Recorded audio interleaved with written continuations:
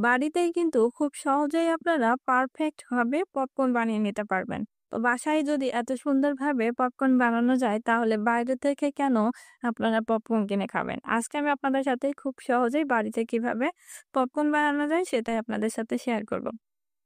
তো পপকর্ন বানানোর জন্য আমি সবার ১ম এ এরকম একটা প্যান নিয়ে নিয়েছি। আর প্যানের ভিতরে আমি আগে থেকেই তেল দিয়ে দিয়েছি। আমরা রান্নার সময় যে সয়াবিন তেল ইউজ করি, সেই সয়াবিন তেল আমি এখানে ২৫ গ্রামের মতো দিয়েছি। তারপরে তেলটা গরম হয়ে গেলে আমি দিয়ে দিচ্ছি এখানে ৩ টেবিল চামচ চিনি। চিনিটা দিলে পপকর্নগুলো খেতে একটু মিষ্টি, মিষ্টি লাগে, অনেক মজার লাগে।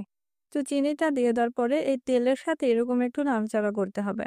যখন চিনিটা একটু এরকম দলা, দলা হয়ে আসবে তখন আমরা দিয়ে দিব পপকর্ন।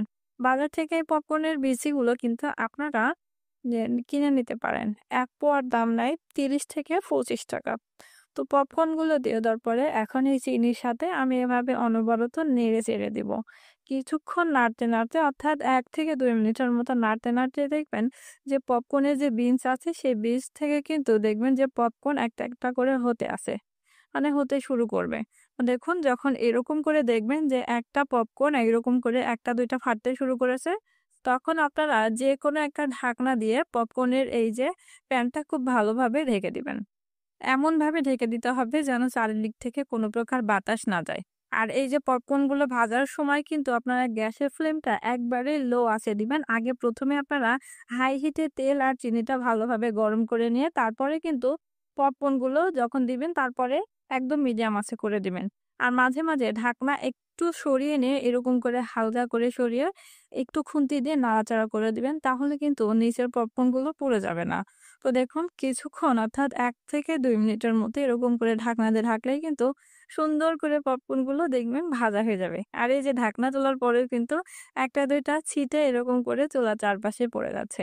আর এগুলো দেখতে কিন্তু আমার খুবই ভালো লাগে। তো দেখুন জাস্ট ২ মিনিটের মধ্যেই কিন্তু আমাদের পপকর্নগুলো টোটালি ভাজা হয়ে গেছে।